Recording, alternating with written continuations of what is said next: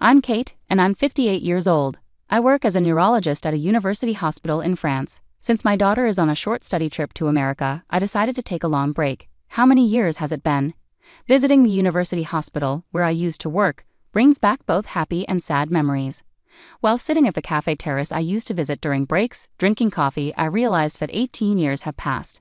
The view outside has changed a bit, but under the same clear blue sky, I suddenly remembered my ex-husband's words. I prefer a smart child born to a 23-year-old woman than a child born to an older woman. His unexpected words left me shocked. What do you mean by that? It's obvious. As a doctor, you know the risks of older pregnancies, right? Your statement isn't about maternal health or childbirth itself exactly. It's about the child's abilities. Why are you bringing this up now? You knew this from the start, didn't you? That's why we pursued fertility treatments. Well, that's true. I did want a child then. But things have changed. I don't understand. I truly didn't understand. As a doctor couple, me, a neurologist, and him, a plastic surgeon, we struggled with infertility for 2 years. Finally, at age 40, we conceived through fertility treatments. When I got pregnant, Noah, my ex-husband, was thrilled and became very protective until we reached a stable stage in the pregnancy. Friends, colleagues, and family joked that the real challenge would come after the baby was born. We were so happy, but within a few months, Noah said those shocking words. Did you really not realize? Huh? Didn't notice what? I was aware of what was happening outside the house. There was no way I hadn't noticed, but there was also the reality of our growing family. A few months later I began to think, this can't continue. I struggled to gather my courage, staying up late to wait for Noah to return home, trying to start a conversation many times. And on that day, I waited again. Welcome back. Oh, you're awake. Yeah, I wanted to talk. Whether Noah understood my feelings or not, his indifferent response was all I received. Hey, I got an invitation to attend the hospital's dad class today. Do you want to go? Huh? Apparently most husbands attend the class. I'm not going. Huh? I said I'm not going. I'm not interested. Not interested? I'm a doctor, you know.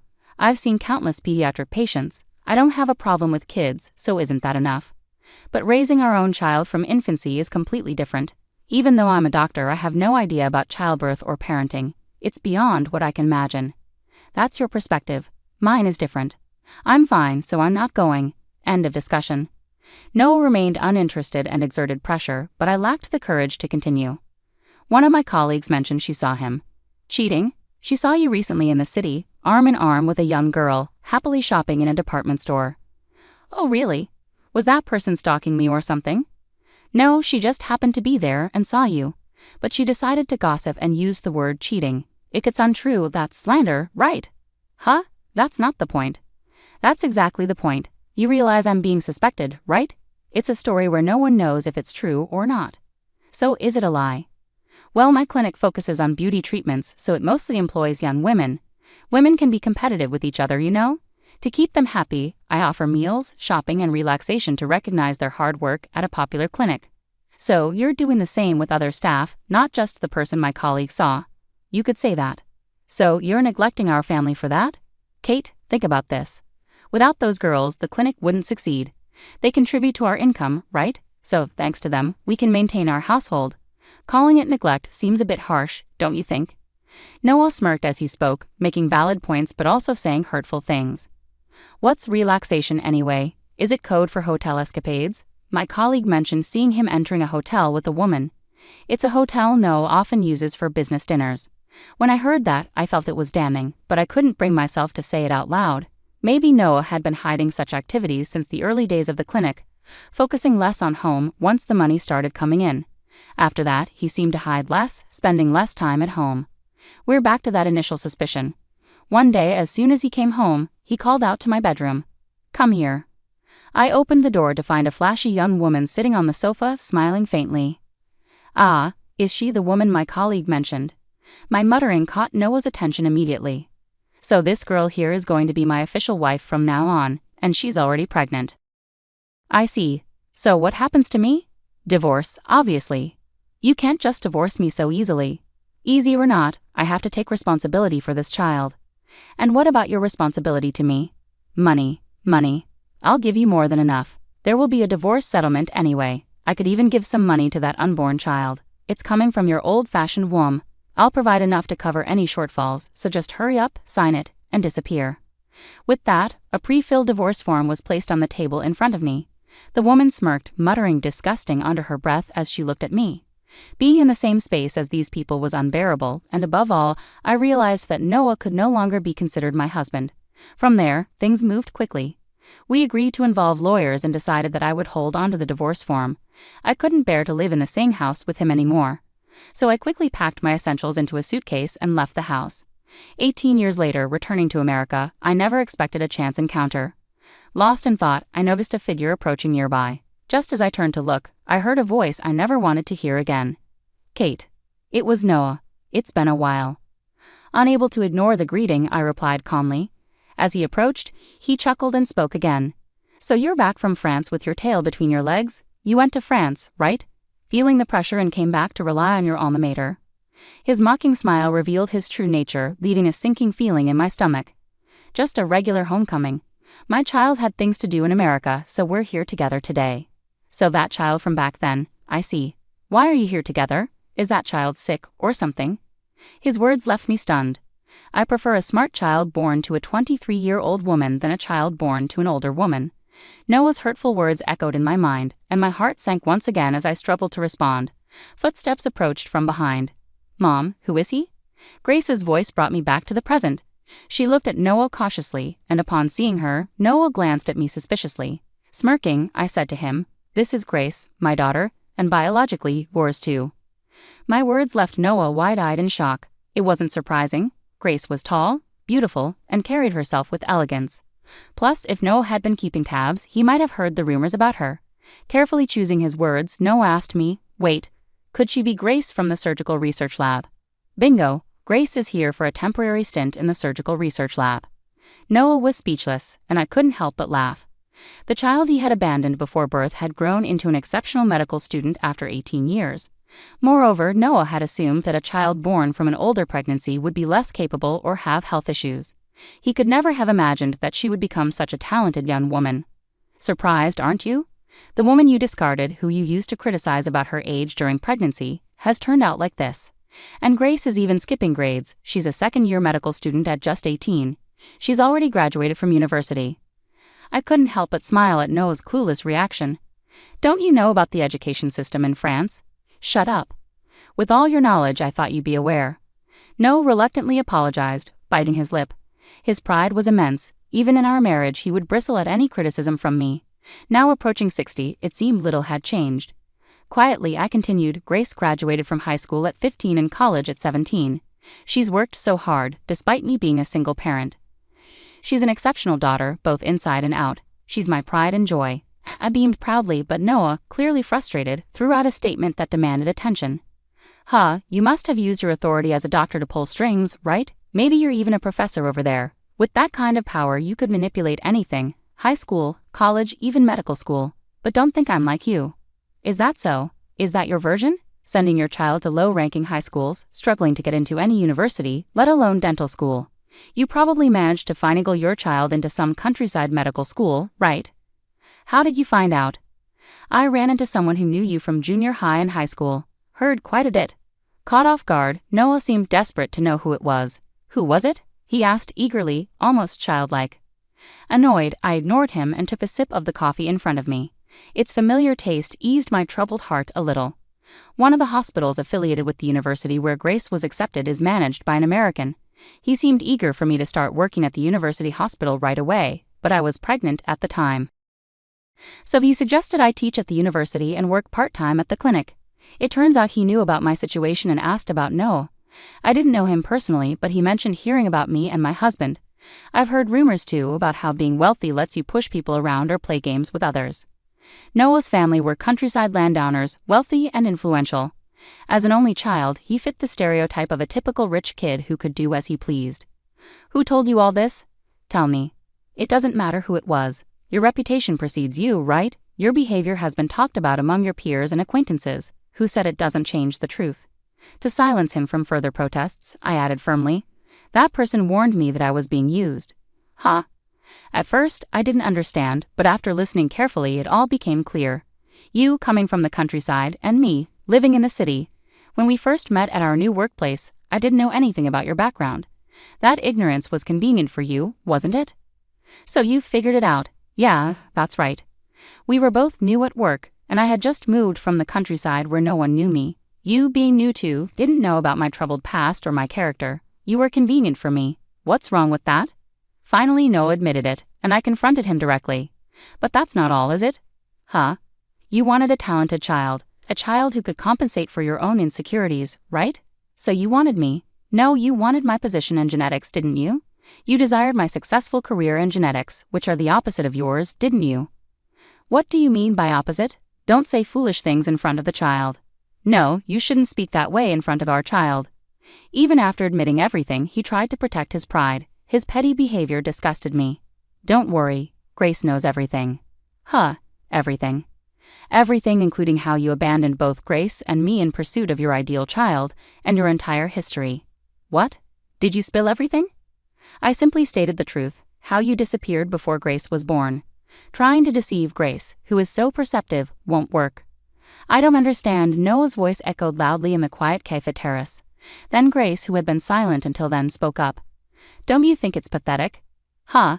I'm asking, don't you think it's pathetic? Why should I care what you think, you little brat? Even to someone you see as a brat, your actions are pathetic. Noah was clearly taken aback by his daughter's words. He clenched his teeth, face turning red with embarrassment. Grace continued, observing him calmly. As my mother said, I know everything. Not just about the past, but also about what's happening now. Huh? I never expected you to beg the professor who's looking after me. I also heard the clinic went bankrupt. What? Due to repeated failures in plastic surgeries, a decline in customers, embezzlement, and failed investments. It probably all began 18 years ago. How dare you say such things? It started when you abandoned my mother and chose someone else. Or perhaps it started when you started making easy money at the clinic and got involved with someone blinded by money. Their presence turned you into a greedy monster and led to your downfall. Grace's words struck Noah hard, making his face even redder and his lips tremble. Why don't you admit it? You're a terrible person, someone who ruins lives. Isn't this just karma catching up with you? Can't you see that? Wait, what? You think I ruin lives? Because of our breakup, Kate became a professor in France, and now you're going to medical school at 18. It's all because of me, isn't it? What? Are you kidding me? Grace's voice remained steady and clear. It's not because of you, that's just how things turned out. Sure, the divorce might have been a trigger, but my acceptance into university right after was the result of my mother's hard work up until then. And my effort to attend medical school early is also because of her constant support. She's always been someone who works hard and cares for others, and that's why good things come to her. But for someone who easily discards others and ends up ruining their workplace, there's a sad reality waiting where they'll have to rely on their dwindling pride. I saw a new side of Grace in that moment. While we've had heated discussions before due to differences, I'd never seen her raise her voice or express anger towards someone. Though I've had my moments of heightened emotion, quietly absorbing feedback from others, including Grace herself, I never expected her to see me that way or have those thoughts. Yet even faced with Grace's undeniable reasoning, Noah struggled to control his emotions. What? You wouldn't even exist if it weren't for me. Everything is thanks to me, right? How can you say that to your own child? I intervened, my voice tinged with anger and sadness. It's okay, Mom. It doesn't bother me. I'm grateful for being born, but technically, it's thanks to my grandparents who supported you all those years. Noah clearly hadn't expected his parents to be brought into the discussion. He froze, his expression stunned. I kept in touch with your parents even after we separated, and they shown concern for Grace. But you wouldn't know that because you cut ties with them after our divorce. What? You're still in contact with my parents? Did you manipulate them against me to gain allies? No, Noah. Your grandparents disowned you because you cheated on me and remarried. You barely graduated from medical school with financial help, struggled to attain your medical license after numerous private lessons, and barely held a mediocre position at a general hospital after an additional year under senior doctor's shadows. Unable to accept this due to your pride, you convinced your parents to open a cosmetic clinic for you. However, you became enamored with the plastic surgery trend, resumed womanizing during your residency, and started hiring based on your personal interests. It became a harem-like environment, culminating in impregnating a nurse over 2 decades younger, abandoning your family, and ultimately causing the collapse of the clinic built by your parents. What more could your grandparents possibly do for you? Overwhelmed by Grace's relentless recounting of Noah's troubled history, delivered flawlessly, Noah could only stammer incomprehensible words in agony. As he struggled to make sense of the situation, a strange calm seemed to settle over him, prompting him to say something outrageous. So why don't you connect us, huh? I heard you were asking around in the lab earlier. After my clinic closed, I've been struggling to find work. I imagine you're facing challenges too, reaching out to your mother's former workplace for help. Everyone's been distant. If you, the talented daughter of Kate, who is respected and trusted despite our unfortunate split, were to offer assistance to your reunited father, surely they'd lend a hand, right? Noah lamented like a tragic figure, making such unusual requests, while Grace and I exchanged knowing glances, sighing with pity. Crying to a child you abandoned? That's pretty pathetic and uncool, isn't it? Shut up. You don't know anything about me. I don't know, don't want to know, and have no interest in knowing. I have no interest in someone who, despite being a doctor, lacks empathy, only thinks of themselves, and ends up causing medical mishaps. And it's quite odd to come seeking sympathy from Grace. Don't you have a talented child at home? Ask them for help. Mine is impossible. I only managed to get her into a decent private women's college through connections and money. Huh, you solved it with money again, just like always. Money can fix anything for you. Noah, stirred up by his past being brought up, retorted with a red face. But fundamentally, things shouldn't be solved with money. It's wrong to decide someone's fate with money. Sometimes even money can't fix things, you know. Did you know that one of the victims of your medical mishaps was a relative of my professor? I believe it was my mentor, Professor Ted's niece. She had surgery at your clinic, and there were complications with her facial muscles. Could it be that there are issues that money couldn't solve? It seems like you closed the clinic to avoid dealing with inconvenient cases that money couldn't fix, huh? But you know, people in the medical field are connected in various ways. Like me, I've ended up connecting with your colleagues and friends. Whether my words were getting through to him or not, Noah's face turned pale, and he started sweating profusely, freezing in place with trembling eyeballs. It's okay, Noah. Everything will unfold just as you fear. Are you so scared that you can't even speak? This is your mess to deal with now. You never cared about anyone else's well-being for your own gain, right? Just try to keep that dark spirit of yours in check, at least. Wait, am I really? Won't someone eventually come for you? You seem so focused on securing your job that you haven't noticed. You're kidding, right? This can't be some made-up story. You won't need to look for work anymore. Even if you manage to find something, you won't be able to work anyway. Haha, you're delusional. If that's what you believe, then so be it. Enjoy your time with your family for now. With those final words, I gently touched Grace's arm, signaling it was time to go. Grace returned the touch with a soft smile.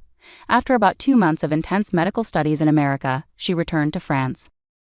America was amazing. The food was delicious, people were kind, professors and seniors were respectful, and the discussions were fascinating. I might consider returning to America in the future. Grace seemed to have gained new perspectives and emotions from her deep immersion in American culture during her study abroad, unlike her occasional visits before. That's great to hear. Let me know if you need anything. I should also thank the professors. Sure, I'll keep that in mind, Grace replied, wrinkling her nose at a sweet French juice she hadn't tasted in a while. Oh, by the way, did he get caught? Yay. During Grace's time studying abroad, Noah was arrested. The scandal surrounding his failed cosmetic clinic, which resulted in multiple medical mishaps involving staff members, dominated headlines on American news and variety shows daily. Grace must have been aware of it all. Grace returned from her studies with unexpected outcomes. Now 18, she has always been mature and hardworking. While utilizing one's talents is crucial, as someone with over 30 years of medical experience, I deeply believe that medicine must be practiced with compassion. Medicine is about improving lives, and people are at the heart of it all. In the coming years, Grace is bound to grow significantly as a person. As both a parent and a seasoned medical professional, I will quietly support Grace from the sidelines, sometimes walking alongside her. This journey will undoubtedly be a lifelong endeavor,